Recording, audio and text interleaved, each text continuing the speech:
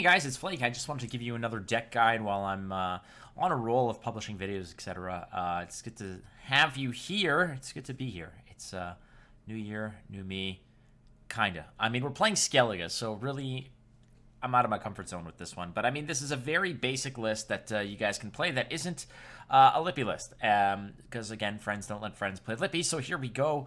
This is just a Patricidal Fury list. Warriors that got me to 2,500 plus MMR. Fairly easy peasy. We made a few adjustments from pre-Way of the Witcher, which, Patricidal Fury pre-Way of the Witcher was a very fantastic and very solid list, tier 1 through and through, and we made a few adjustments and played the hell out of this deck in the past day or two, and with great success. So here it is. I'll, again, go through the card selection choices. It'll give you a little bit of why I chose them and basic strategy. So here we go. We start off with Haymay Protector. It's a warrior. And this bad boy, again, paired up with boats and damage being taken, is a nice way to just, push round one when necessary. It can sort of get nice and juicy when placed next to a boat. We've got double Tursic Invader. Again, this is just it's a 5/4 that can get up to 7 with the veteran tag. The Veil is a nice little addition as well. These are nice late game as well. Good res fodder as well in case you need it for your Herald, but the Tursic Invader as well. Double Gutting Slash is just because Double Gutting Slash is Double Gutting Slash. It's just removal that once the Bloodthirst is kicked in, the 6 points of removal is very effective, but either way, just sort of sniping any of the 4-point cards that are out there, like Cat Witchers, like Dryad Matrons, Nausicaa Sergeants. There's a lot of things that this can go ahead and rid you of, or just make some space for. I got a single Onkrite Warrior.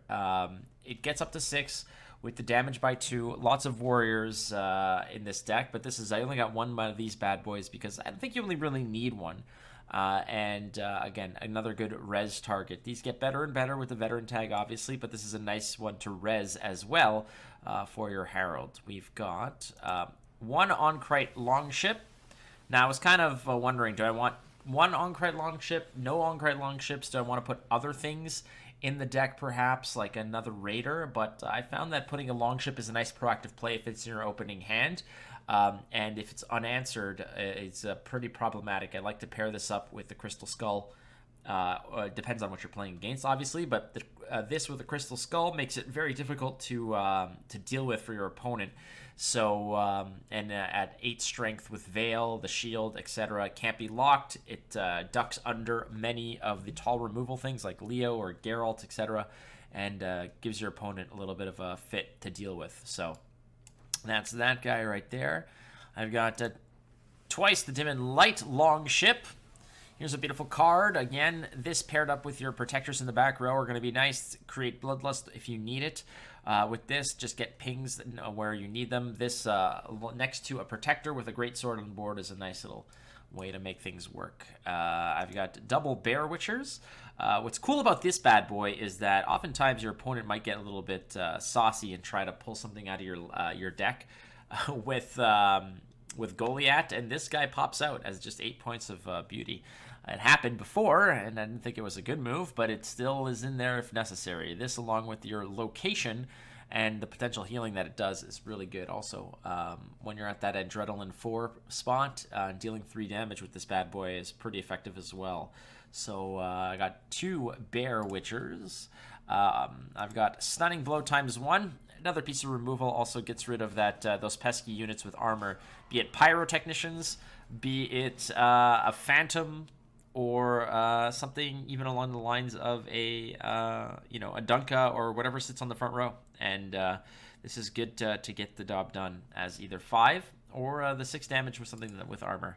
I like it. I like it a lot. Single Greatsword. Now, normally you might see 2 of these, but the one Greatsword is pretty decent. You can get this with Blood Eagle, fair and square, and this will grow pretty decently depending on what is already on the board, what you've already established. But even if this it gets immediately answered or removed, it's not a big deal. You could res it, or you could toss it with your Yalmar.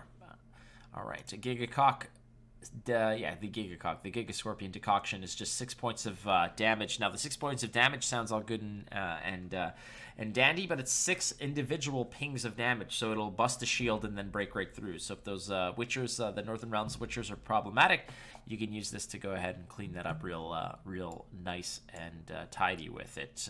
Raiding Fleet, it's a raid card, gives 4 points of bleeding, which pairs well with the Greatsword if necessary, but it also is a tutor for your boats, which you'll have 3 of, and feels real good. Champion's Charge. I mean, we don't need to really talk about why this is an important card, but you'll have Bloodthirst always with your leader ability, with your Arnulf, but just playing Champion's Charge to crush a big unit is important, but also be wary. If your opponent is playing low to the ground, if they're playing something like Elf Swarms, you could use this just as the clean 5 points of damage. You're not really going to be getting much more than that. Just be opportunistic with this. But depends on what you're playing against. If you have Last Say, this could be the answer you need to get rid of their tall unit. We've got Vebjorn. Vebjorn is just a your standard run-of-the-mill 8 provision 2 strength tutor card. You have plenty of them. You have Gales as one. You've got Fauve is another, Menno is another, but this one is goes to the melee row, plays a raid card. There's plenty of raid cards in your deck. Just be very selective. A lot of the times I like to make sure that I have Blood Eagle in circulation, so using your Vebjorn for Blood Eagle just to make sure that that's coming back is a pretty decent target for that. Skjordal is something that you mulligan away in round 1, obviously, because you're kind of punching under its weight in rounds 1. Round 2, it gets a little bit better, but obviously in round 3 at 5 points of jam, just to go ahead and remove something that's problematic. A Cat Witcher, a Dobothan Sentry. There's plenty of targets of opportunity with Skjordal, so he's in there for sure. Harn Kaduk. I'm not even gonna say it. We'll just call it HC, the headquarters. Location that you're probably going to get a Bear Witcher out of, so that's your primary target typically, is the Bear Witcher. If the Bear Witcher Mentor, however, is the better option, then by all means go get the Bear Witcher Mentor. But usually the standard Bear Witcher is what you want to be playing with this. Play the other Bear Witcher next to it, or if you have a Longship that's been pinging away and taking self-damage, you could just heal that as well. This location is pretty solid, and obviously gets a lot better as you get to Adrenaline 4. Then we're moving over to Yalmar. Just dig deep into your deck, toss things, create damage. Now, you do have the one Greatsword. You might res the Greatsword, you might toss the Greatsword, but you also have a bunch of Bear Witchers in there that are going to be 8 points of damage with Yalmar, which should be able to clean up most messes that they present to you. So, depends on what they're presenting. Obviously, things like Colgrim decks are going to hide behind defenders, so you'll want to be able to have an answer for that. And for that, there's something like Morkvarg. Morkvarg is, it depends on what your matchup is, because in the mirror, this card is pretty bad, but against Vi lists, against Colgrim lists, this is an absolute beast of a card, and your opponent will probably see it coming, but this is a great answer for things like Harold Gord, or Gord, you know what I'm talking about, the Scoia'tael card. This will clean up that. Just make sure you have last say. But we got Harold on crate. The one that kind of just transforms, evolves into his final Blastoise form, which is Harold the Cripple. Res a card, deal a ping of damage every time that you play a warrior. You got plenty of warriors. Hemdall, standard package, man. Punish tall, punish wide. This is your punish wide. A lot of decks are going to go wide, depending on what you're playing against. Scoia'tael likes to go wide and row stack. You can punish it with this. Be very careful about maybe using this a little too aggressively, but with experience you'll know where this goes. Obviously, Blood Eagle, pull your warriors from your deck. Death Blow, get anything you want. Bloodthirst 3, you'll always trigger the Death Blow. This is a good card. You want to use this in round 1 purely to sort of maybe pull out some garbage cards. I call them garbage cards, bronze cards, out of your deck to get them into the graveyard for more use later. So here you go. And this is all under Patricidal Fury, Crystal Skull.